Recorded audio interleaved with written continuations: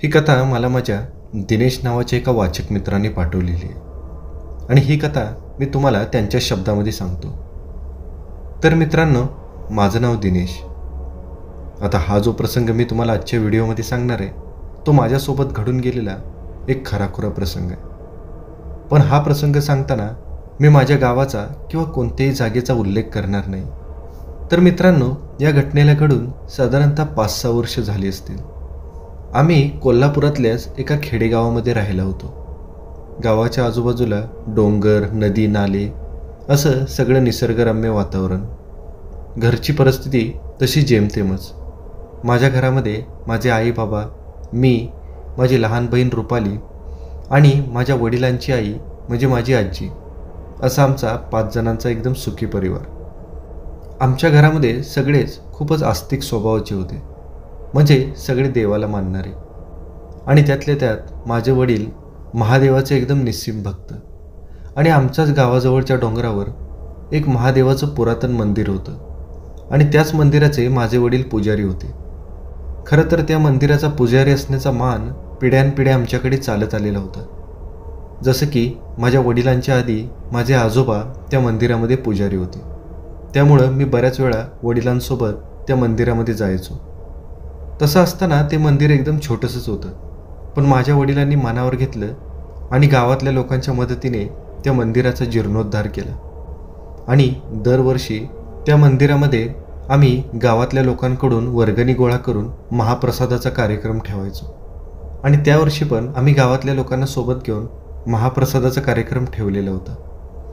आणि त्यावेळी त्याची सगळी तयारी चालू होती. ते मंदिर आमच्या घरापासून एक 2-3 किलोमीटरच्या अंतरावर होतं. डोंगरावरच ते मंदिर असल्यामुळं आम्हाला पायीच त्या मंदिरावर जावं आणि यावं लागायचं. शक्यतो आम्ही दिवसाच त्या मंदिराकडे ये जा करायचो. पण आता महाप्रसाद आणि पूजेचा दिवस जवळ आल्यामुळं त्या मंदिरातली बरीचशी कामं आम्ही उशिरापर्यंत करत होतो. त्यावेळी मी 11वीला होतो. माझे पेपर चालू होते. तरी पण मी त्यातूनही वेळ काढून वडिलांना मदत करण्यासाठी मंदिरावर जायचो. कधीकधी माझी बहीण रुपाली ही सुद्धा माझ्यासोबत वडिलांना मदत करायला त्या मंदिरावर जायची. तसं त्यावेळी कार्यक्रमाला 3-4 दिवसाचा अवधी अजून बाकी होता. पण छोटी मोठी कामं करण्यासाठी त्या दिवशी मी आणि रुपाली मंदिरावर गेलेलो. मंदिराकडे जायचे 2 रस्ते होते. एक रस्ता गावाच्या पुढच्या बाजूने जायचा आणि आम्ही बहुतेक वेळा त्याच रस्त्याने ये जा करायचो. आणि दुसरा एक रस्ता होता, तो मंदिरापासून गावाच्या मागच्या बाजूला निघायचा. पण त्या रस्त्याने आम्ही जायचं कटाक्षाने टाळायचो, कारण त्या रस्त्याबद्दल बऱ्याचशा अफवा गावामध्ये पसरलेल्या होत्या. बरीचशी लोकं म्हणायची की त्या रस्त्यावर एका बाईचा आत्मा भटकतो.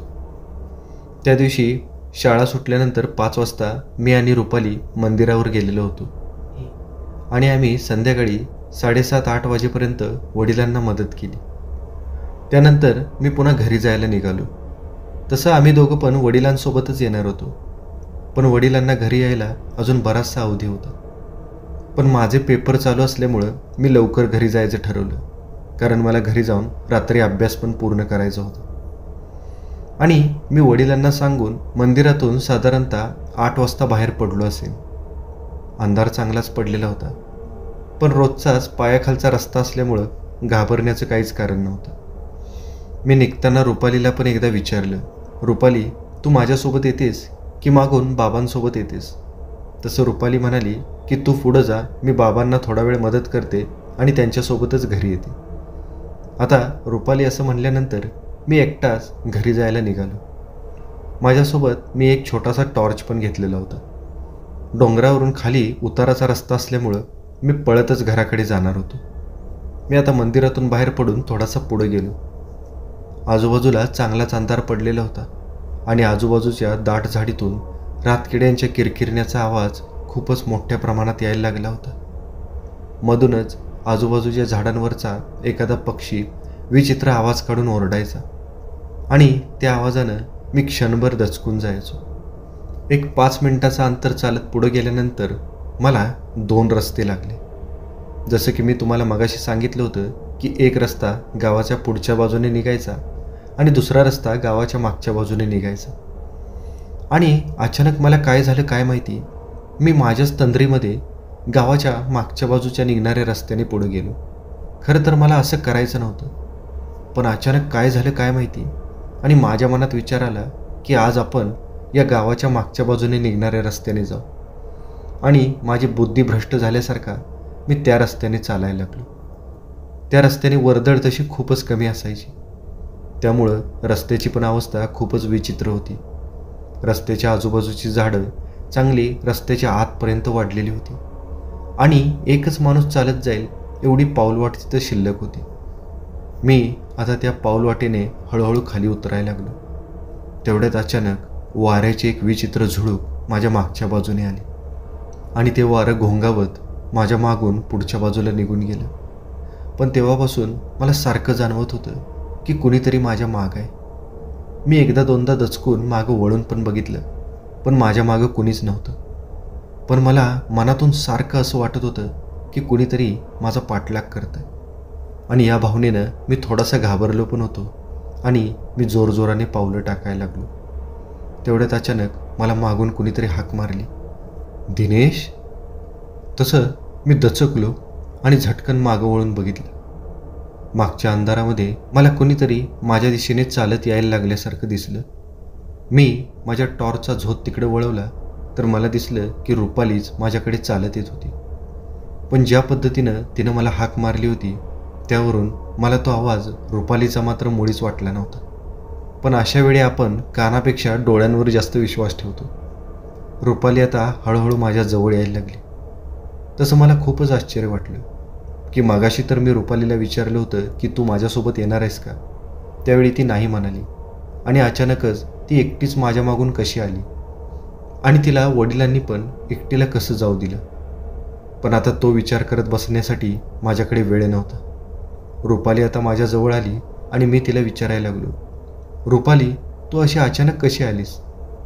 तसं ती म्हणाली, मला खूप भूक लागली आणि मला झोप पण यायला लागली. आता रुपाली असं म्हणल्यानंतर आम्ही दोघं पुन्हा त्या पाऊलवाटेने चालायला लागलो. आता मी पुढं चालत होतो आणि रुपाली माझ्या मागं होती. मी अधूनमधून तिच्याकडे मागं वळून बघत होतो. पण ज्यावेळी मी तिच्याकडे बघितलं त्यावेळी मला तिच्यामध्ये थोडासा बदल जाणवला. तिच्या चेहऱ्यावरचे भाव एकदम वेगळे होते, आणि तिची नजर मला एकदम अनोळखी वाटत होती. मला सारखं असं जाणवत होतं की तिची नजर काहीतरी शोधत असावी.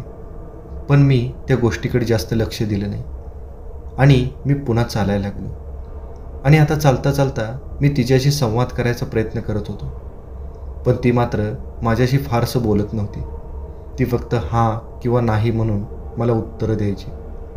तसा रुपालीचा स्वभाव खूपच मनमोकळा. आम्ही दोघं एकमेकांची खूपच चेष्टामस्करी करायचो. पण आज रुपाली असं का वागत होती तेच मला कळत नव्हतं. आणि मीच पुन्हा माझ्या मनाला समजावलं की ती कदाचित माझी चेष्टा पण करत असेल. मला या रस्त्याने जाताना घाबरवण्यासाठी पण ती असं काहीतरी करत असेल असा माझ्या मनात विचार आला. पण जसं मी थोडंसं पुढं गेलो तसं मला असं जाणवायला लागलं की रुपाली हळूहळू काहीतरी गुणगुणायला लागलेली होती. ते गुणगुणणं खूपच विचित्र होतं, आणि तो आवाज एकदम अनोळखी होता, जसा की तो रुपालीचा आवाजच नव्हता. आणि त्यातच ते भयानक विदीर्ण गुणगुणणं मला खूपच अस्वस्थ करायला लागलं. आणि मी रुपालीला म्हणालो, रुपाली हे तू कसलं गाणं म्हणायला लागलीस, प्लीज शांत राहा. पण तिनं मात्र ऐकून ना ऐकल्यासारखं केलं, आणि तिनं आपलं गाणं चालूच ठेवलं. पण त्या गाण्यानं मात्र मी बऱ्याच प्रमाणात अस्वस्थ झालेलो होतो. आता माझ्यासमोर एक छोटंसं वळण आलं. त्या वळणाजवळ झाडं खूपच दाट होती. मी मात्र माझ्याच तंद्रीत चालत थोडासा पुढं गेलो होतो. पण मला अचानक जाणवलं की माझ्या मागं चालणाऱ्या रुपालीच्या पावलांचा आवाज मला येत नाही. आणि मी दचकून मागं वळून बघितलं, आणि मी मागं बघतोय तर काय, रुपाली मागं त्या वळणाजवळच थांबलेली होती, आणि तिची नजर रस्त्याच्या कडेला दाट झाडीमध्ये खिळलेली होती, जसं की तिला तिथं काहीतरी विचित्र दिसलेलं असावं. मी आता परत रुपालीजवळ गेलो आणि तिला म्हणालो, रुपाली इथं का थांबलेस, चल ना आपल्याला घरी जायचं लवकर. तसं मात्र रुपालीच्या चेहऱ्यावरचे भाव हळूहळू बदलायला लागले, आणि अचानकच रुपालीच्या कपाळावर मला भला मोठा कुंकवाचा टिळा दिसला. खरं तर मी मागाशी ज्यावेळी रुपालीला बघितलं होतं त्यावेळी तिच्या कपाळावर हा कुंकवाचा मोठा टिळा नव्हता. मग तो आत्ताच कुठून आला? आणि त्या लाल भडक कुंकवामुळे रुपालीचा चेहरा थोडासा भयानक दिसायला लागला आणि तिच्या चेहऱ्यावरचे विक्षिप्त भाव त्या भयानकतेमध्ये अजूनच भर घालत होते. आता मात्र मला थोडीशी काळजी वाटायला लागली आणि मी रुपालीला ओरडायला लागलो, रुपाली, हे सगळं थांबव आणि पटकन घरी चल, नाहीतर मी आईला सांगेन. पण माझ्या बोलण्याचा मात्र रुपालीवर काहीच परिणाम होत नव्हता आणि हळूहळू तिच्या तोंडातून मला कसली तरी घुरघुर ऐकू यायला लागली, जसं की तिच्या गळ्यामध्ये काहीतरी अडकलेलं असावं. आणि ती घरघर आता खूपच वाढलेली होती आणि ती वातावरणात घुमायला लागलेली होती. हे सगळं खूपच भयानक होतं. आता मात्र मी चांगलाच घाबरलो होतो. माझे पाय लटलट कापायला लागले होते. त्या थंडीमध्ये सुद्धा मला दरदरून घाम फुटलेला होता. पण त्याही अवस्थेत मी कसं तरी स्वतःला सावरलं आणि मी रुपालीजवळ जाऊन तिच्या हाताला पकडून तिला ओढायला लागलो. आणि मी तिला ओढता ओढता विचारलं, रुपाली, कुठं बघत होतीस तू? तुला तिथं काही दिसलं का? तसं रुपाली म्हणाली, दादा, याच ठिकाणी अनुसया नावाच्या एका बाईचा जीव गेला होता. तिचा आत्मा इथंच भटकतोय. मला ती त्या वळणावर दिसली. आता रुपालीच्या तोंडून हे भयानक वाक्य ऐकून माझ्या अंगातलं अवसानच गळून पडलं. मी रुपालीला म्हणालो, रुपाली, प्लीज असलं अभद्र काही बोलू नकोस. चल पटकन, आपल्याला घरी जायचं आहे. आणि मी रुपालीला आता माझ्या पुढं चालायला लावलं आणि मी तिच्या मागून चालायला लागलो. एक 5च मिनिटामध्ये गाव पण जवळ आलेलं होतं. गावातल्या घरातले दिवे आता आम्हाला एकदम स्पष्ट दिसायला लागले होते. रुपाली वाऱ्याच्या वेगाने माझ्या पुढं पुढं चालत होती. जवळजवळ 10च मिनिटात आम्ही आमच्या घराच्या समोर जाऊन पोचलो. रुपाली झटकन घरामध्ये शिरली. तोपर्यंत मी बाहेरच्या हौदावर माझे पाय धुतले आणि त्यानंतर मी घरामध्ये शिरलो. आई स्वयंपाक करत होती आणि आजी बाहेरच्या खोलीमध्ये खाटेवर बसलेली होती. मी आता आईजवळ गेलो आणि आईला जाऊन म्हणालो, आई, त्या रुपालीला जरा सांग ना, आज बघ ना ती किती वेड्यासारखं वागत होती. मी मंदिरातून येतानाच तिला विचारलं होतं की माझ्यासोबत येतेस का, तर त्यावेळी ती नाही म्हणाली.